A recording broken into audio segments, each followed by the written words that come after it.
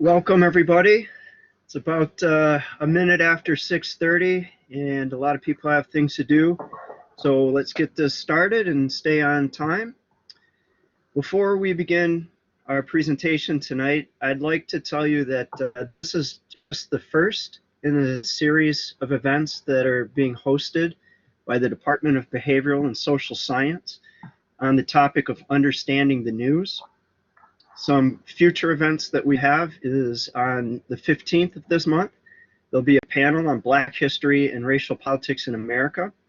On March 8th, there's one on sex trafficking in North Texas. April 19th, there's one on wrongful conviction and exoneration. And then on May 5th, we have another one on PTSD in civilian first responders. So if you're interested in any of these events, I've shared the flyers with you that you can access them. Next, at the end of the talk, there'll be a time for questions and answers. And if you have a question, feel free to send it to us at any time during the presentation. And one final announcement, if you are attending tonight for extra credit, we will be sending out a link at the very end with a short survey. And this is how you sign in so that your professor knows that you attended. So please don't forget to fill out the survey if you want the extra credit. Now, I am delighted to introduce our speaker tonight, who I've known for about a decade, having had the pleasure of going through a PhD program with him. Well, I guess the PhD program certainly wasn't a pleasure, but having a colleague like Dr. Todd Curry was. Dr. Curry is an assistant professor of political science at the University of Texas, El Paso. He has an MA in political science from the University of Central Florida and a PhD in political science from Western Michigan University.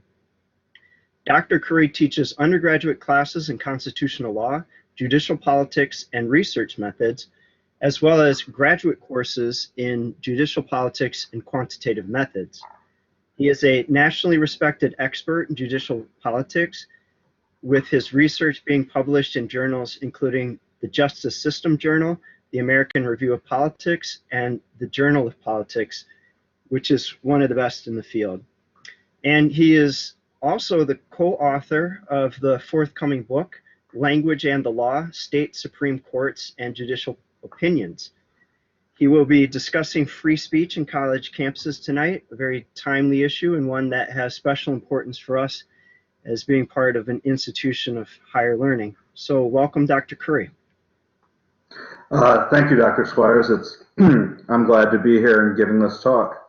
So this talk, this particular discussion came out of, in large part, me witnessing what has been going on college campuses really for the past 2 or 3 years with the emergence of the alt-right protests that have begun taking place on campuses.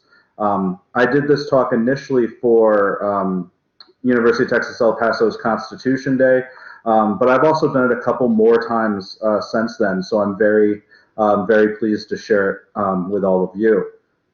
So the title of my discussion, as you can see, is Free Speech in College Campuses, What You Believe is Wrong, but at least you can protest. And the point that I'm going to try to elicit to you is that college campuses are special in their regard of what they serve as a purpose.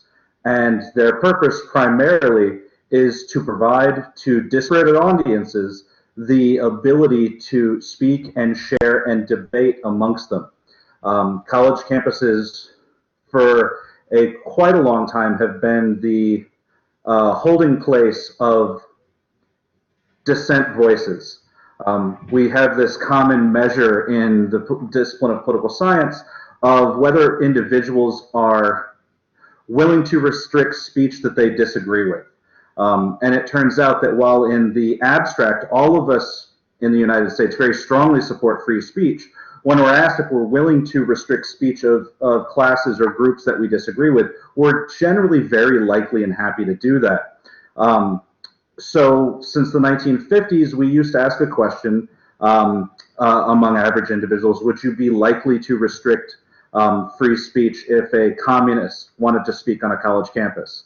And the following of 9/11, we asked if a Muslim cleric wanted to speak on college campuses. And now we've moved almost directly to, would you allow someone who is a member of the KKK or a neo-Nazi to speak on campus? And the answer that I'm going to give you to all of those questions, at least from the standpoint of law and from the mission of college education, is the answer is you should. The answer is yes. Not only are we legally obligated to, but there's good reason for us to want to do so. So I'm going to show you what protest looks like on college campuses. This image should be starkly familiar to anyone who has watched any news coverage this year regarding the neo-Nazi march at the University of Virginia. And up until this point, though afterwards there was certainly issues, no law had been broken. This is what free speech looks like on college campuses. This is the epitome of free speech on college campuses. But so is this. This is also what free speech looks like. Dissenting voices coming together to say something that may not be popular, that may not be something that we agree with, but something that's allowed and important for them to say. And it isn't just, well, and then we have Milo. And we can all mock Milo because it's very easy to do. But his ability to speak on college campuses also should not be restricted, nor Richard Spencer. All of these individuals, despite the deplorable things that they have to say and the advocacy of the issues that they wish to put across, should be allowed to speak on college campuses. So should Martin Luther King. Think of yourselves now in the standpoint that we are, where we know the alt-right, we know neo-Nazis are a small segment, vocal segment of society, attempting to campaign for what they see as their rights. Dr. King saw nothing different with what he was doing, and he regularly went to college campuses. In fact, this is, and Tony will get a kick out of this, this is a picture of Dr. King speaking at Western Michigan University, both of our alma maters. So college campuses are sort of the ground point, the focal point for arguments about what should and should not be. So much so that the governor of Alabama, standing in front of the University of Alabama, unwilling to desegregate the schools in the late 1950s, was also using his freedom of speech to do so, however deplorable it might be. So why do we think that college campuses should not be able to preordain who can and who can't speak there? Well, there's a pretty good reason. College campuses are the arms of the state. They are, in essence, governmental institutions. I am employed by the state of Texas, despite University of Texas El Paso being what I claim. It is actually the University of Texas that cuts my check. It's the University of Texas that pays for nearly everything that goes on in my state-funded college campus. There's something else the state can easily do. The state has the ability to take your life. The state has the ability to kill you, legally. I don't want the state, nor should anyone want the state, to determine, to state what it is that is okay to say and not okay to say. I don't want the government, no matter who is in charge of the government, Republican, Democrat, Independent, Socialist, whatever political party comes to power, they should not be able to judge the content of my speech and attempt to prohibit it. Because when that happens, this is what happens. When we protest and the state judges that our protest, that our speech is wrong, is anathema to the goals of our mission, is against what it is we should believe, the state can retaliate with force.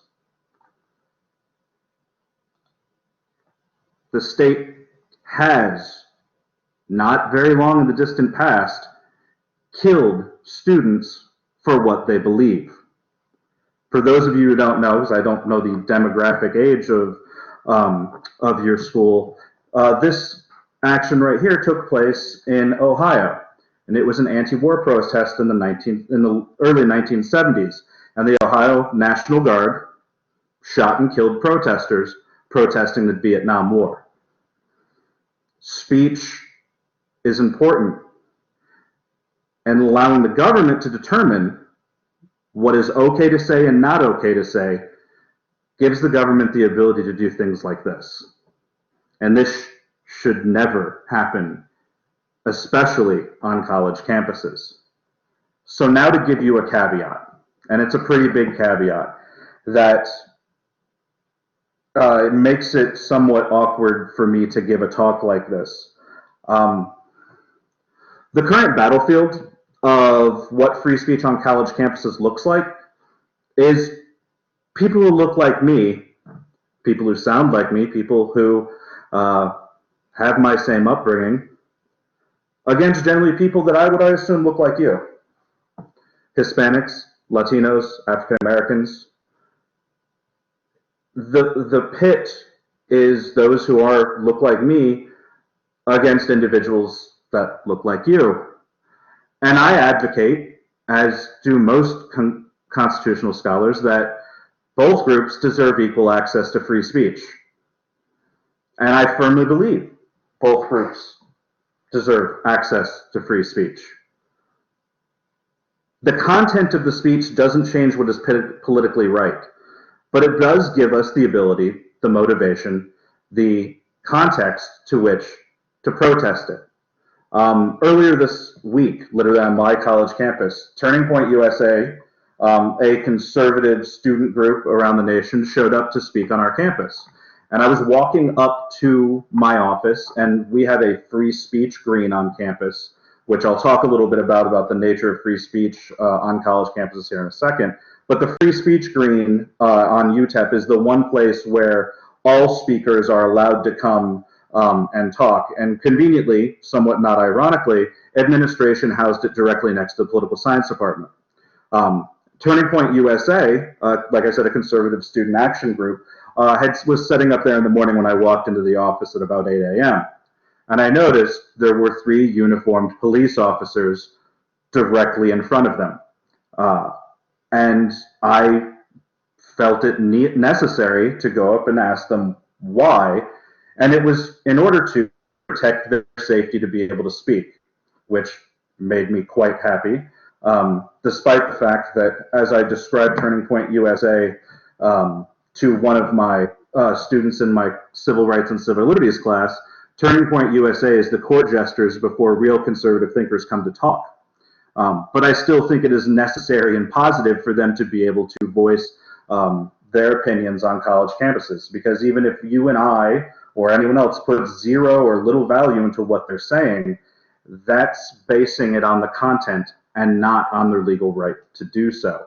So while I feel somewhat of an outsider giving this talk, understand that 20 years ago, when people were attempting to restrict communists and socialists on college campuses, if you were liberal, you were with them. Now liberals are trying to restrict freedom of speech on college campuses, and it puts me in an odd position as a constitutionalist to say what is right was both right then 20 years ago and is right now, even though the ideology of the groups we were trying to prohibit then and now have vastly changed. So we need to look initially at the First Amendment to see what it has to say. Understand that the First Amendment only exists to be a restriction upon government. The first 5 words of the Bill of Rights is Congress shall make no law. In fact, the Bill of Rights only goes to protect that private citizens cannot be restricted towards what the government says. So the government cannot restrict private citizens. It's important to note that all but private colleges are considered government because they are funded in large part from the coffers of the states, and in some cases, depending on what sort of grant funding comes from the national level, also funded by the federal government. College campuses are technically what are known as designated public forums. So public forums are an area in which speech cannot be restricted at all by the government.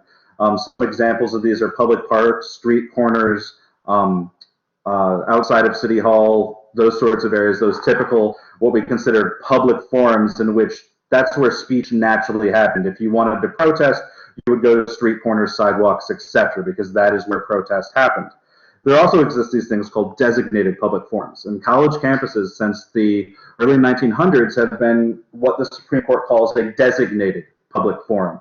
So there is no difference, as far as the law is concerned, between those typical public forums, public parks, street corners, etc., and college campuses. So college campuses exist in this nexus that we have drawn, in which it is the hardest for us to restrict speech on college campuses, because the court has ruled that the college campuses are a place where free speech should happen, that it is natural for speech and dissenting views to be aired on college campuses, because if the goal of a college campus is to educate, oftentimes education involves hearing a dissenting voice. It involves hearing things you disagree with. And since the mission of a college campus is education, these are now considered what are known as designated public forums. The interesting caveat here is college campuses are run by arms of the government. Public parks are to a lesser extent, street corners are to a lesser extent, sidewalks and what have you. All of those are run by arms of the government.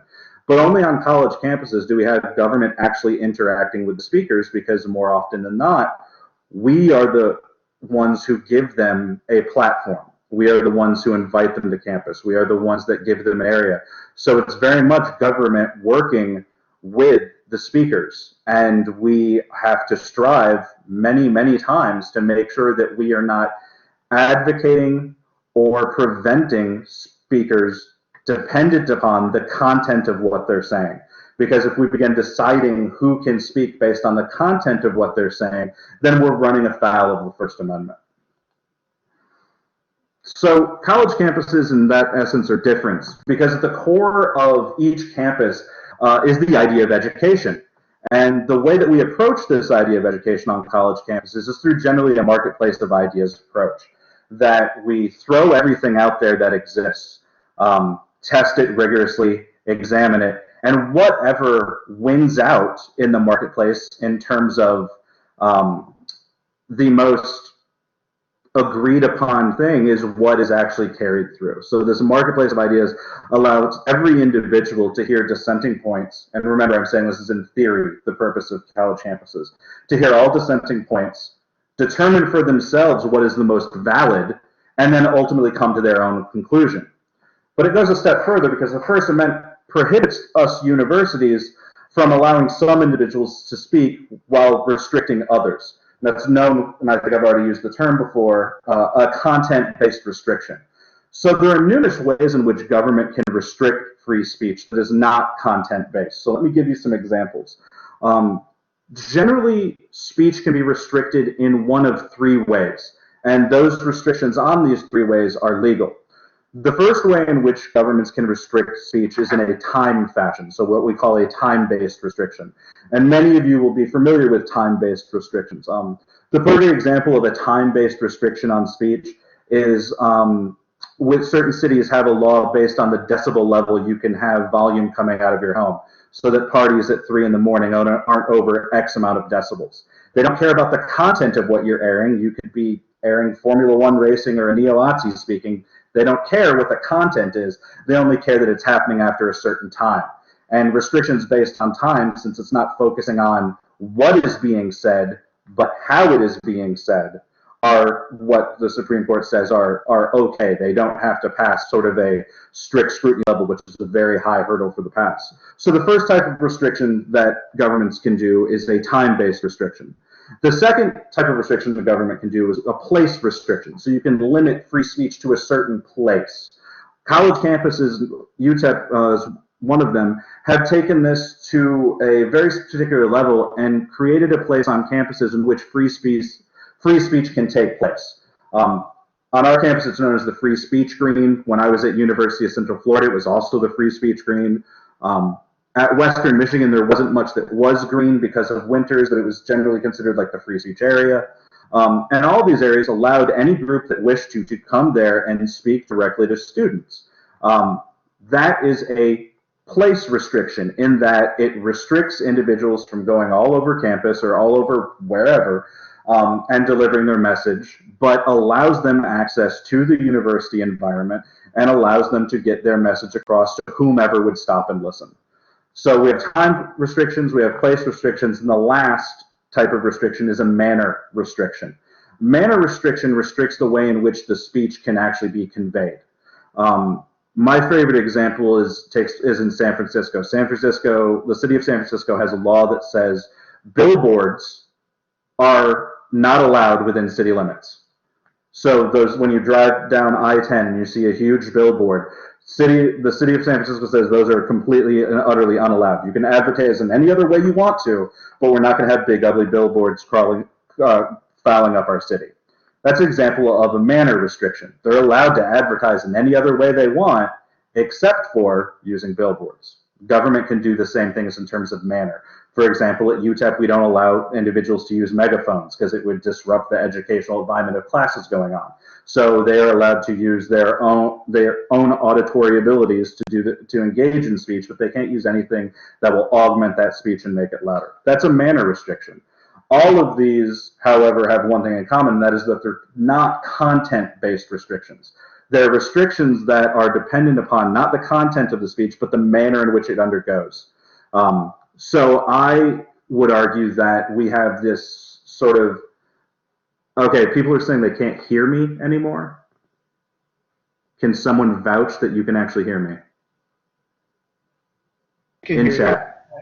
We can hear Okay, you. cool. Thank you. Wow, so many of you. Okay, great.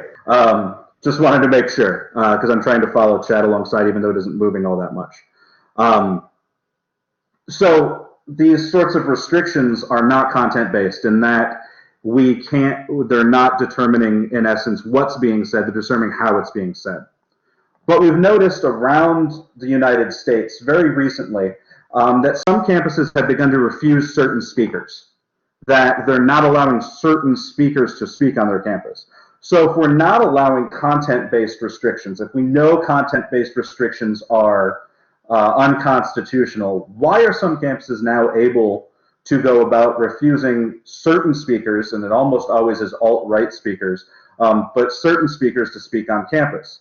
I think Texas A&M gives us a pretty good example of the real or imagined public safety claim that a lot of these universities are making. So Richard Spencer was supposed to speak at Texas A&M sometime this early last fall, I think in October. And after what had happened in Charlottesville, Virginia, this is what I think it was the president of Texas A&M came out and said. After consultation with law enforcement and considerable study, Texas A&M is canceling the event scheduled by Preston Willington at Reuter Plaza on campus on September 11th because of concerns about the safety of its students, faculty, staff, and the public.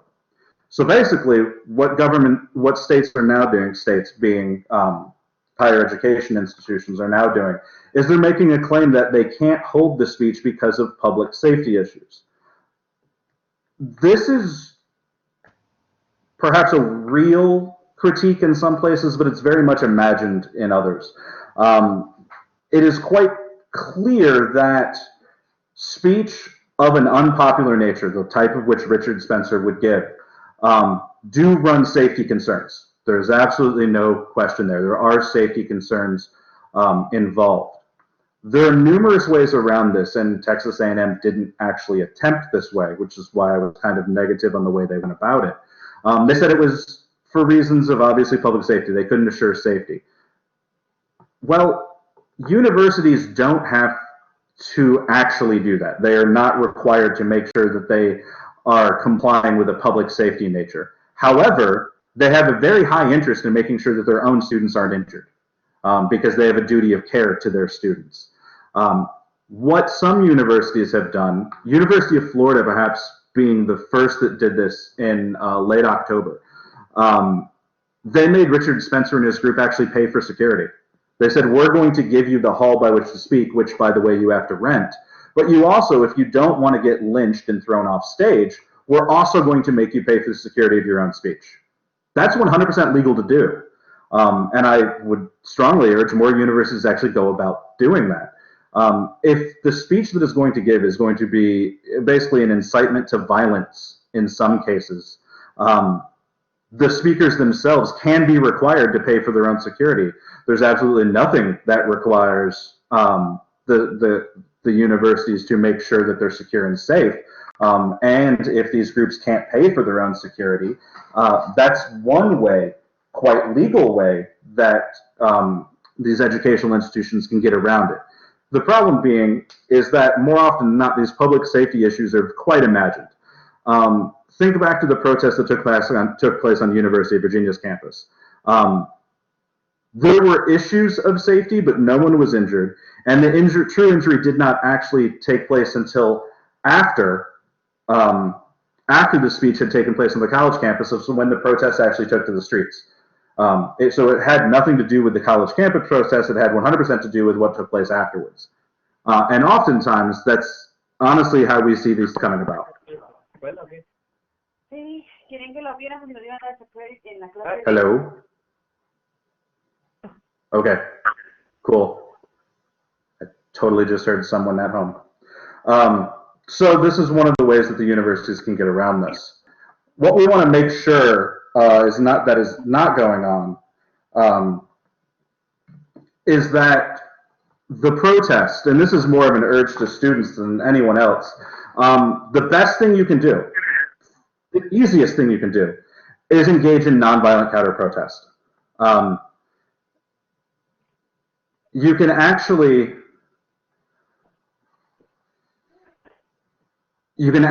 in essence, give any counter-protest you want. Oop, didn't mean to go there yet. That's my favorite slide, and you'll see why in a moment. We have to make sure that we don't heckle down the speakers, because there exists this idea of a heckler's veto. You disagree with the speaker so much that you yell him off stage, and therefore he can't get out his message. There's actually a prohibition upon the heckler's veto, that actually the people who provide the area for the speech have to make sure that the heckler is not shouted down. The problem is, if you're shouting down the speaker, the likelihood is it's going to turn violent to begin with. And so my urge for protests on the college campus, in fact, protests on my campus, have in large part been to ensure that the protests aren't violent. Now, there's a good reason why speakers the sort of Richard Spencer and Milo don't come to UTEP. And that's because UTEP has a population that is around 85% Hispanic. There's a reason why these people have been going and speaking at places like Michigan State University, University of Virginia, University of Florida, because those campuses are overwhelmingly white, and therefore they feel it's less of a risk to them. This quote here by Louis Brandeis sort of much embodies how I think about this. This idea of marketplace of ideas of speech, and that's why I urge you all to engage in counter nonviolent protests, because if a speaker comes to your campus and engages in a protest that you find deplorable, trust me, you're probably not the only person who's going to actually find the speech deplorable. Do what happened at University of Florida. University of Florida gave them an auditorium, or rented them an auditorium, that sat around 5,000 people. In terms of actual attendees, there were about 200 people. In terms of protests, there were about 10,000 people outside. So there were 10,000 people who actively didn't go in and hear the speech, but still nonviolently protested the actual production of the speech. That's the way in which we should go about engaging this. So here's why I want you to engage in nonviolent protests. Think about how most of these groups who do deplorable speech are funded. This is the Westboro Baptist Church. They're deplorably, utterly disgusting institution. In fact, they have a Supreme Court case that sets down some of the actual law within this area. And in that case, something that you might be moderately familiar with, they protested the burial of veterans with signs such as, well, similar to the ones you're seeing here, but things like God kills soldiers dead, and they protested outside of the burials of these individuals. And the city of, I want to say it was Baltimore, made an ordinance so that they couldn't protest within so many yards of these actual burials. And case went to the Supreme Court, and the Supreme Court ruled in favor of the Westboro Baptist Church. And it's an opinion, you can go and find it, in which the justices seemingly hate themselves for the decision they have to make, because it's very clear where the law goes. Now, how does a group like Westboro Baptist Church continue to exist?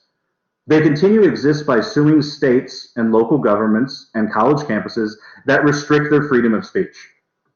So the groups like this continue to exist entirely funded by the states and governments who restrict their civil rights and their ability to speak.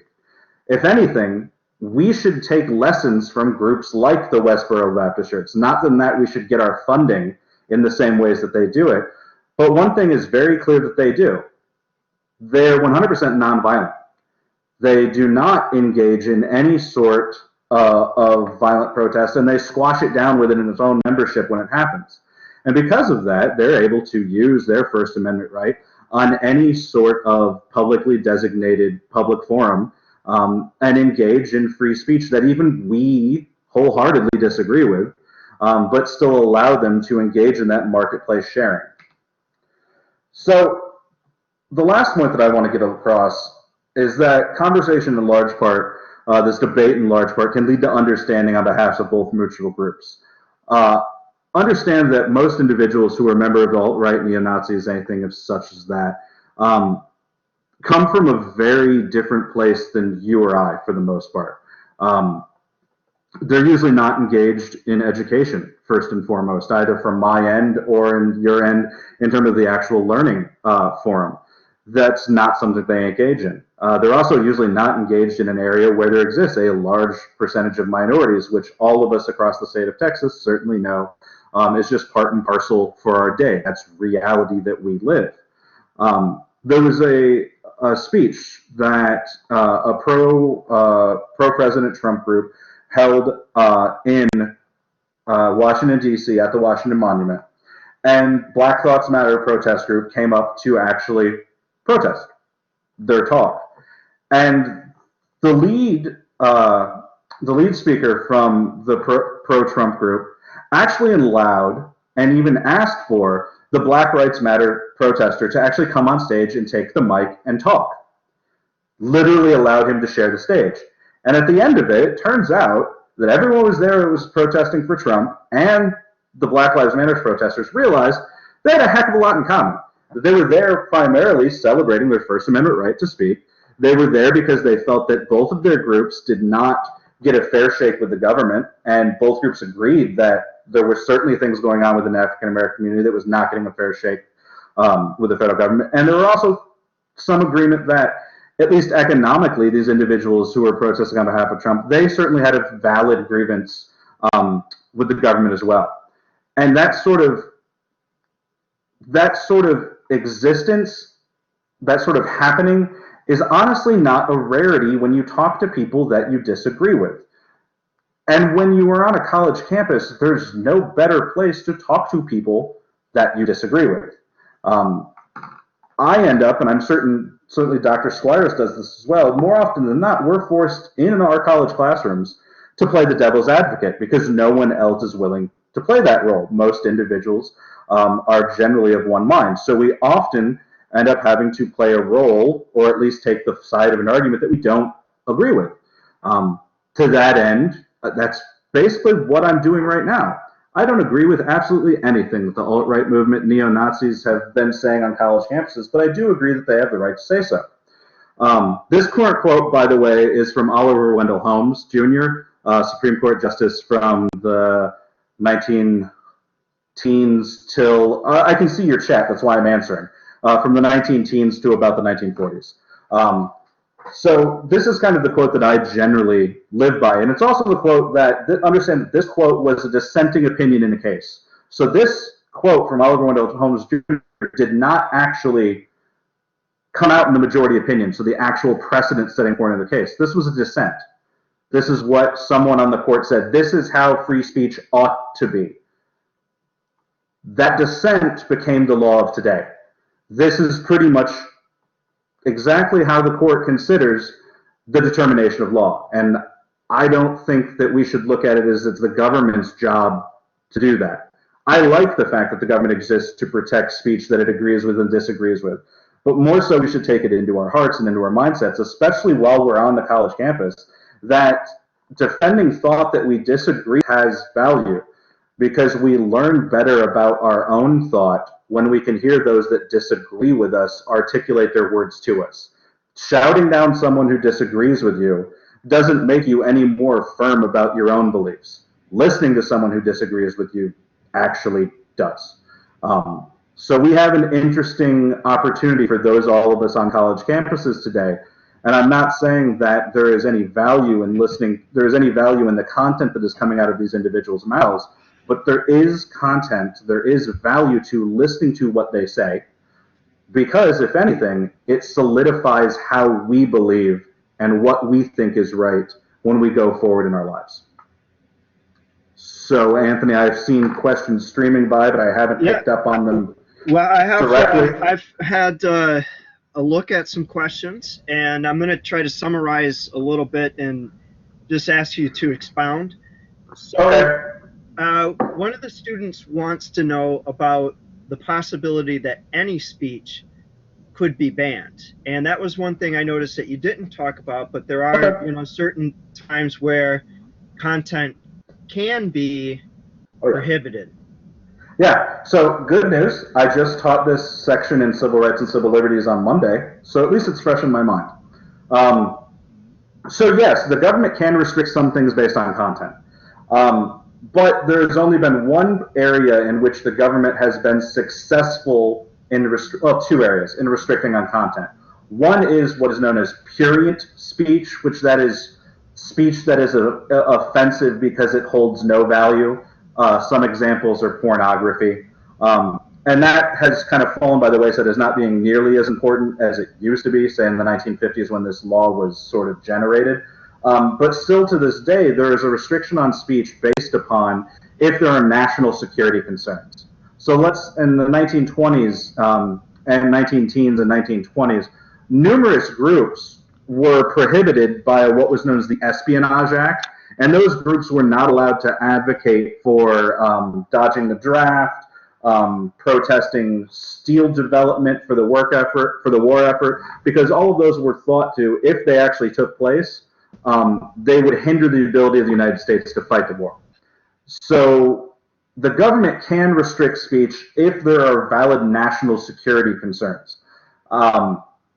Those are probably going to be very rare on college campuses. But there certainly are times where government can ban speech based on content, but it usually tends to be only if that content that is being advocated for runs directly against one of the missions of government and national security. No matter what stripe of the political spectrum you're on, we all agree that that's clearly one of the missions of government. So pretty much everyone is united on that. Now trying to determine whether something actually could hurt our national security based on speech.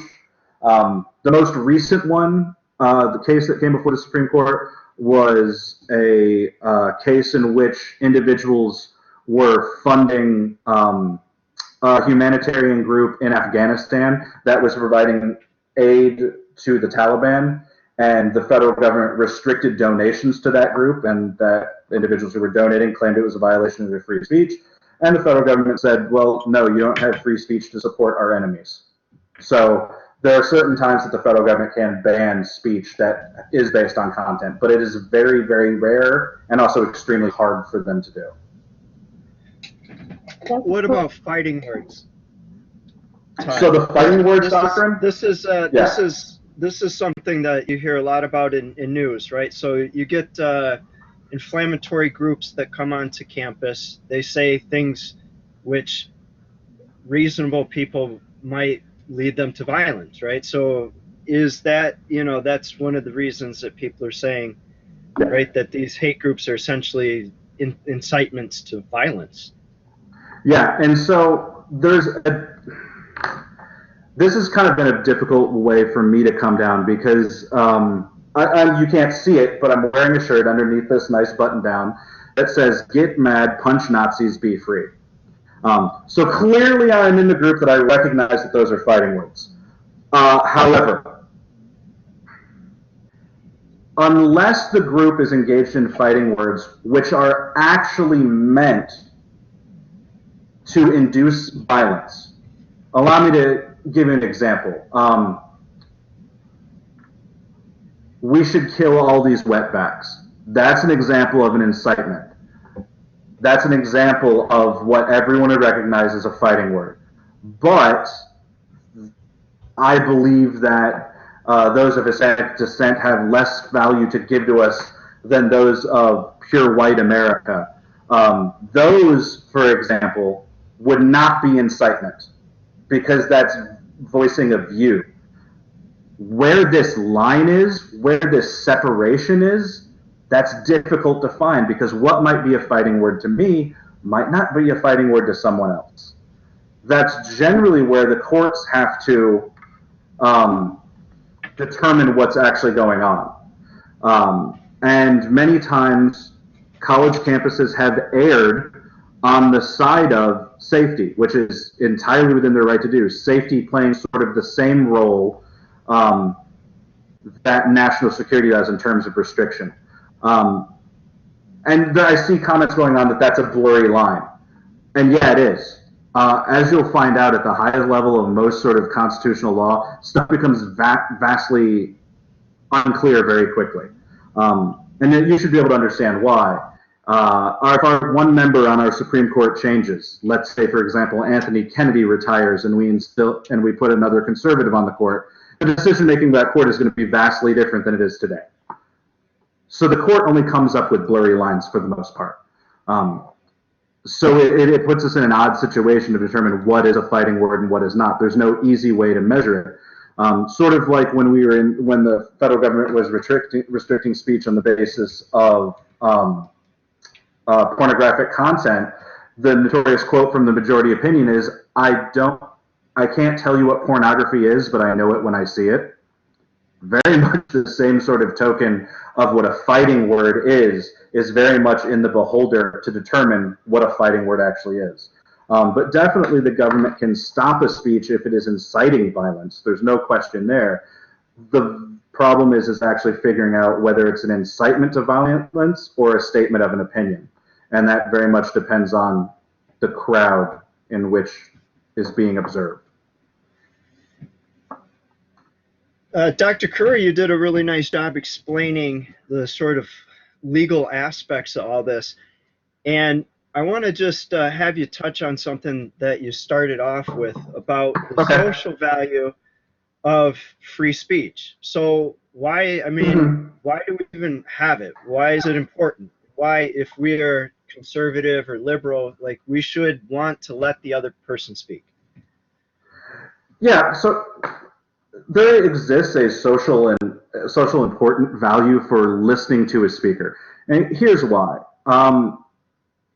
Society would stagnate if the majority got to run their way the whole time. Society itself, art, anything would stagnate if the status quo remains the status quo forever.